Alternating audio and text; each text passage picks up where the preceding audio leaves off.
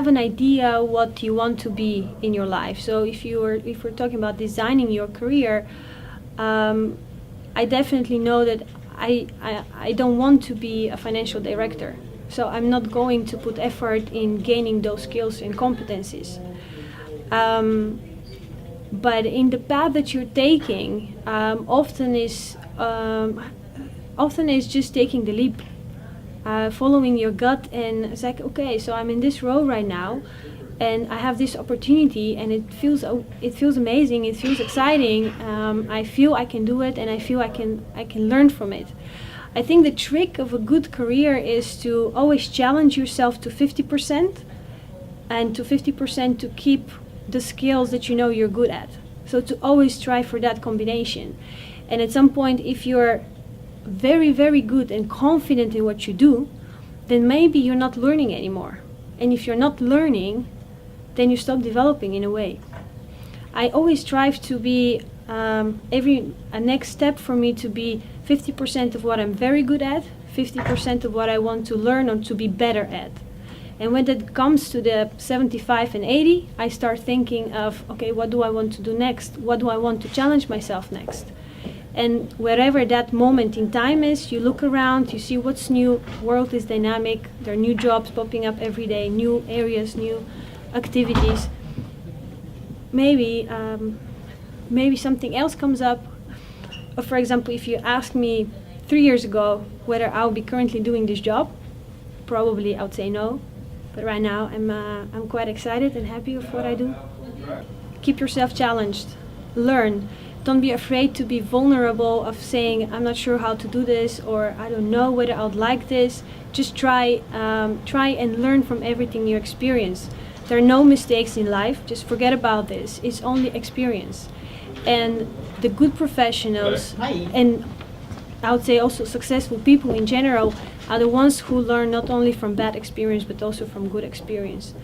And whether you experience it yourself or you observe it with others, just always have that reflection moment of what would I do different, not necessarily what would I do better, but what would I do different and how I would like to learn from that experience, from that situation, or from whatever.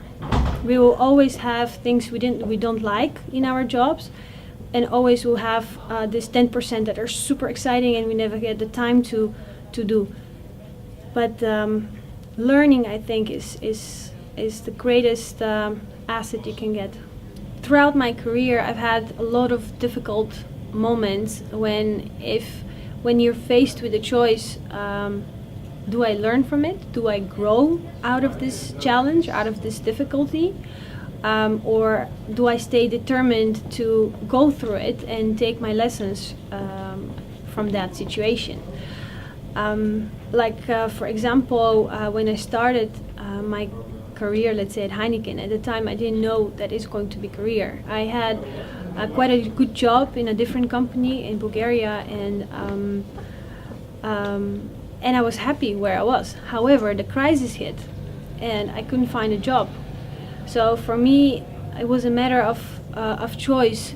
Do I keep on looking and stay jobless for I don't know, a known period of time? Or do I take a step back in a way in my development, taking an assistant job that in a bigger company that potentially can give me different opportunities? Then my choice was, yes, let's explore completely different industry, completely different product, and be in a sort of, let's say, not lower, but a step back in my development. And throughout my work in Heineken, I've met a lot of different people. I've had difficult managers where sometimes, you have a meeting with them and you go out with them from the meeting, you're like, okay, what am I supposed to do now? Different, especially when you're in a big company with different cultures, sometimes understanding just the culture of this other person who is your manager or your peer or just somebody you need to help is crucial. And I've had quite a lot of frustrations, personal frustrations and difficulties in overcoming uncomfortable situations with people. But however, you have again the choice of saying, "Oh, this is, I don't like it, doesn't make me happy, so I quit." Or you have the other choice thinking, "Okay, how do I solve this?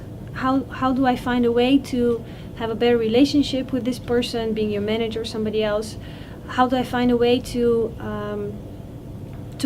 present that project in such a way that people believe in it?" It's always having that determination that I mentioned, and drive to find a solution. So it's building a career is not easy. It involves weekends of work. It involves making tough choices between your work life, your personal life, being family, partners, holidays, even if you'd like. Sometimes I've worked during holidays just because not failing my team is more important than me laying on the beach. And it's okay, because at the end it's for your future. And it's not for Heineken's future or for Philips' future. It's not for partly you contribute to this company, but at the end, whatever you do, you leave with the learnings that you take.